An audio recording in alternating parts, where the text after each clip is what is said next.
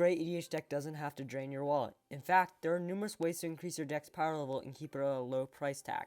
I'm excited to guide you through this process, revealing how you can maximize your investments and build a deck that can go toe-to-toe with the price of your opponents.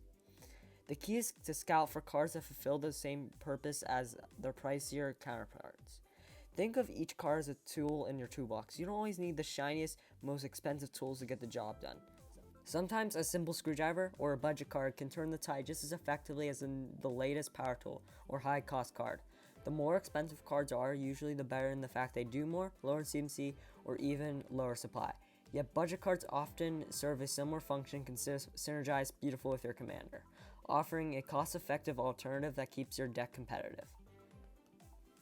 When it comes to trimming the fat and removing costly cards from your budget, focus on eliminating those cards that aren't essential to your deck strategy. Ask yourself, is this card a game changer for me?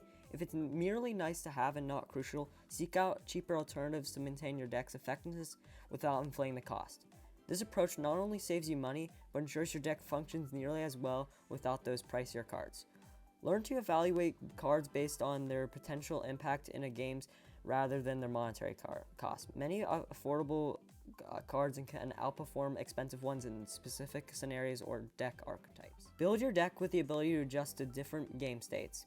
Include cards that offer versatility and can be effective in multiple situations. Other more expensive decks have the ability to play cards that offer many effects and are good in many different situations. But budget decks don't have this type of luxury, so run many cards that could be useful through many games. Resilience is key in EDH, particularly for budgeted decks. Focus on creating a deck that can recover from setbacks, whether it's through recursion, redundancy, or built-in mechanisms. A deck that can bounce back after a board wipe or target removal will stand a better chance in the long game. For example, Reclamation Sage embodies the essence of value in a budget deck. As a creature that destroys artifacts or enchantments on entry, it turns a simple creature play into a pivotal move, disrupting opponents' strategies or eliminating key threats. It's cards like these that demonstrate you don't need expensive, high-profile cards to influence the game. Strategic selections that align with your deck's mechanics and goals can have just as much, or if not more, impact. Your budget deck is not a static entity. It should evolve over time. As you play and gather experience, you'll find opportunities to refine your deck. This evolution is a natural part of the deck building process, allowing for gradual upgrades that enhance performance while staying true to your budget constraints. The refinement processes should be continuous. After each playtesting session, take time to reflect on how each card performed, which interactions were effective, and where the deck struggled. This reflection helps you pinpoint adjustments, whether it's swapping out unperforming cards, tweaking the mana base for better consistency, or incorporating new strategies to address observed weaknesses. Some budgeted commanders work better than others. This is due to the fact that some commanders excel because they naturally complement affordable cards, negating the need for stable cards such as Shocklands or Teferi's Protection. A plethora of commanders actually perform as well or even better with budget-friendly cards. This is due to the fact that cohesiveness in the deck is crucial for a deck. Your deck should flow and not be clunky with expensive cards. Now let's talk land strategy. Basic lands are fine because they will operate as quick, easy mana that don't set you back like guild gates and balance lands. Just keep in mind that basic lands could make you not have the best mana base, so try to look at how many colors you have in your deck to determine if you need a better mana base of ramp or other lands that do help you with getting all the other colors. Here's a strategy twist. Employ group hug tactics. Sharing resources can camouflage your threat level, turning you into an ally until the right moment to claim victor. So include cards that will give you value to at least you and at least one other person. This could be in your commander's kit, or you could have some ramp that can help others out, or a powerful effect for other decks to abuse. If you don't want to get destroyed very early in the game, invest in budget-friendly interaction spells to counteract formidable threats and maintain a level playing field. Run 10 to 12 target removal spells depending on the deck, the color, and the opponents. Effective removal or board wipes don't have to be expensive to be impactful. This will slow the game down or show a crucial permanent on your opponent's more overwhelming deck. A well-rounded EDH deck needs to address several key functions: ramp, card draw, board wipe control, and win conditions.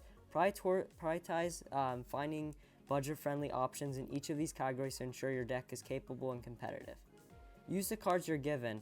Take cards from scrap decks and add them to your budget decks. It's like repurposing leftovers into a new tasty dish. It's an economic way to breathe new life into something you already have proving that with a bit of creativity, you can turn yesterday's roast into today's gourmet sandwich. This allows you to spend a low amount of money but still have cards that can still pack a punch.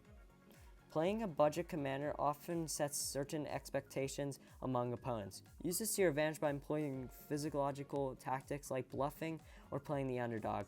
Misleading opponents about the strength of your hand or strategy can lead them to underestimating you, creating opportunities to surprise them and outmaneuver them. Synergy is your key weapon. Forge a cohesive unit where even commons and uncommons become formidable through strategic alignment with your commander. Try to find synergy with two or more cards. This allows your cheap commons and uncommons to enter an actual threat. Synergy is the number one thing that allows you to pop off and is easy to create as long as you find cards that are meant for or match up with your commander. Focus on how well cards work together within your deck strategy. A cohesive and synergistic deck often outperforms a collection of individually powerful but disconnected cards. Card selection extends beyond individual power to how each piece contributes to the deck synergy. Consider the action between Ghostly Flicker and Peregrine Drake. Separately, these cards are unassuming, but together they can generate lots of mana, illustrating how budget-friendly cards can combine to unleash powerful effects that can turn the tide of the game. For example, my ETB deck, Abdel Adrian, is about $70 that has very strong ETB effects with many flicker spells to keep getting the same effect many times. It also includes many combos to finish out the game. You should know how to balance your deck of synergistic cards and cards that don't have synergy, but help you out very much. You should have at least 20 cards, probably more, that have synergy with your commander. I like to think of the 10 rule for ramp and turn removal. Run about 10 cards in each of these categories. For card draw, it should be embedded within your synergistic cards, and if you don't have enough, just add more.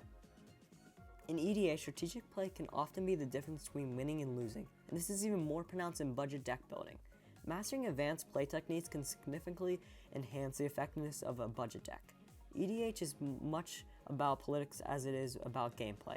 In budget context, using politics effectively can turn the tide of the game. For instance, negotiating with other players to deal with a common threat or forming temporary alliances can balance the power dynamics on the table, giving your budget deck a better chance to succeed. Budget EDH isn't just about the cards you play. It's also about how you use non-card resources like knowledge, experience, and social interaction to enhance your gameplay. Staying informed about EDH trends, new releases, and rule changes can give you an edge. This knowledge allows you to adapt your deck and strategy to stay competitive even against more expensive decks. Lastly, when building a budget deck, you should learn your personal style and learn to set limitations. Setting a hard cap on the card's costs will adhere to your budget, preventing any single person from overshadowing the deck's overall value. It's like shopping with a grocery list. It keeps you focused on what you need, prevents impulse buys, ensures you leave the story with your budget intact. This allows you to stick closer to your budget without choosing and putting cards that are half of your deck's value. In conclusion, mastering a budget EDH deck is about more than just saving money. It's about understanding the game's intricacies, making the most of your resources, and finding joy in the challenge. With creativity, strategic insight, and a willingness to experiment, your budget deck can not only compete but will also excel in EDH landscape. With these tips, you're off to set a cost-effective yet powerful EDH deck. In the world of EDH, remember, it's not about how much you spend, but how you spend it. Enjoy the game without financial strain. Subscribe for more help on budget building.